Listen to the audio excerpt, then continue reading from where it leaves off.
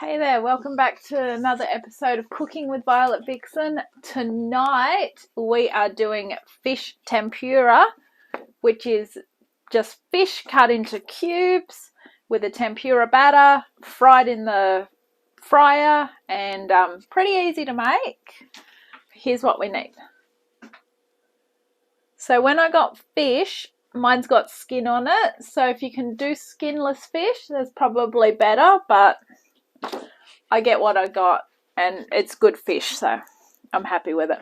Come on in and I'll show you what we're using. Okay, so I've got the fish cut up into cubes and it's currently soaking in cold water. We're also going to use the juice of 1 lemon, 50 grams, which is half a cup of flour, which we're going to season. So to season flour, it's with salt and pepper, and the oil for deep frying. Now, I have one of the things that people don't really use anymore. What do you call it? A deep fryer. Most people now use, you either go for takeaway, where it's done for you in a big fryer, or you use an air fryer. However, if you've got batter that needs to set, you can't do that in an air fryer. So we're going to do this the old-fashioned way. We're going to do the chips the old-fashioned way. Well, not really, because I'm using frozen chips. So we're going to be doing that. Also, the batter is 150 mils of water, an egg which we're going to beat, a tablespoon of oil, which I'm recommending olive oil. You can use whatever oil you like. And then we want 3/4 of a cup of flour and some salt and pepper. So it's really easy to make, and we're going to get into it now. So we're going to start off by making the batter and make it in a bowl, and I would recommend you use a whisk. Okay, so into here we want the water, the 1 egg which we're going to beat, crack it into a cup, give it a quick whip in the cup first. In she goes. We want our 1 tablespoon of oil. Olive oil I am preferring, but you can use what you want because it's your batter and it's your fish. So olive oil it is for me. In my fryer, we've always used canola oil, and I am not going to change using canola oil for cooking. So that's how I do it. I don't use the chip pan very often. Like, we call it a chip pan. That's the way we called it. But because generally all we cook in it is chips. I have cooked a couple of things in it, but then you got to clean your oil out. So that's the way we've done it. So in goes that 3/4 of a cup of flour. Dredge in some pepper.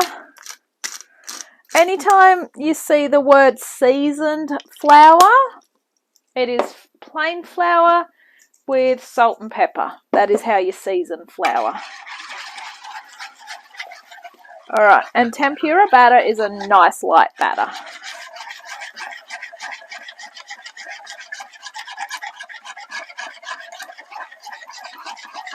You don't want any lumps and bumps, so get it as smooth as you can. Perfect. Okay, so get your fish ready. I've just had, as I said, I had mine soaking in cold water. Okay, perfect. Now, over the top of this, we want to sprinkle with the lemon juice, and then we're going to coat it with that seasoned flour. So what I recommend is get your chip pan, aka deep fryer, on, because it takes a while to heat up. Try and get it to 190 degrees if you can.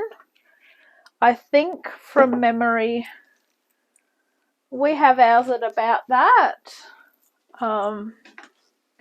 Pretty awkward when I can't remember what my stuff is on, but it's the truth. So look at my fish. It's really good. And I asked him for bream or cod, so I don't even know what I got. So, mystery fish, but bloody good mystery fish. Okay, so the lemon juice is all over the top. We've got our flour. And all we want to do is just add some salt and pepper to that as well. Good splash of salt, good splash of pepper. And then what we are going to do is we are going to dip them into the batter. Okay. So give these a really good turn. I suggest getting a big spoon of some sort to just give them a good stir through. Because you've got a lot of lemon juice down the bottom. And you just want everything to be happy. Alright. So when you think you're all good to go,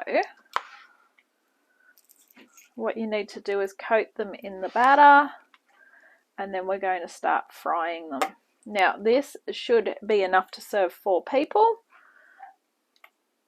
If you want to cook them but not cook them right through, I suggest that you only deep fry them for about maybe 1 or 2 minutes, and then you take them out, because then that way you can at least freeze them and cook them later. So that's what they should look like. Alright, let's see if our oil's hot enough.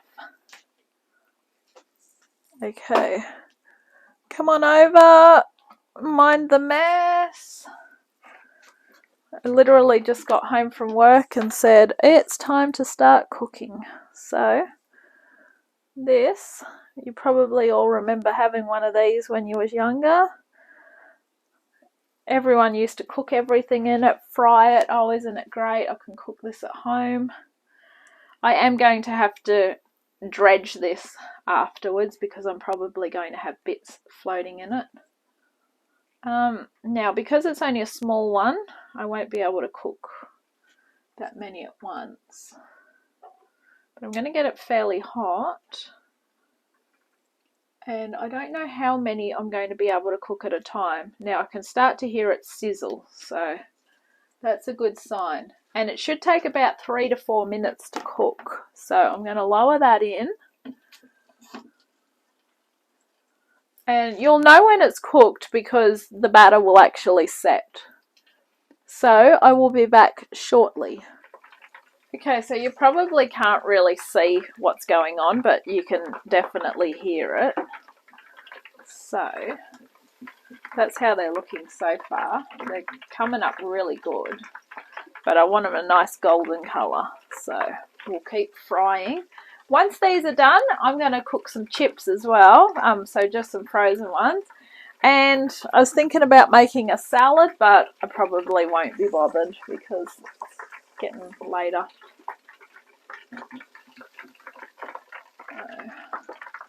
They're going good, they're nearly done. Okay, so our first batch, they are done. So what we do is we get a plate with a paper towel.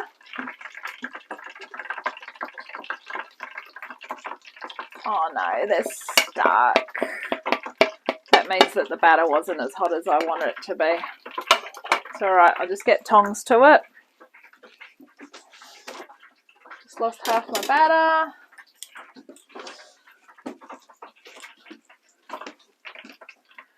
This is why it's important for your batter to be really hot. Not your batter, your oil to be really hot. Because I've just lost most of them. But the next lot will be better, so it's fine. Hopefully, it'll float off when it burns. I can feel bones in these fish. I'm a little bit paranoid when it comes to eating fish with bones in it. As you should be. So, see how we go. Alright, we're going in again. Hopefully this time, because this oil's even hotter, these shouldn't get stuck. You sort of have to use the basket, otherwise they're going to float to the bottom. So, that is really, really hot now, as you can see.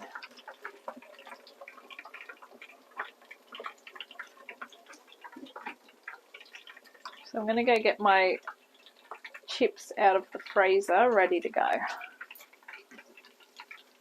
And there we go. That is what they look like.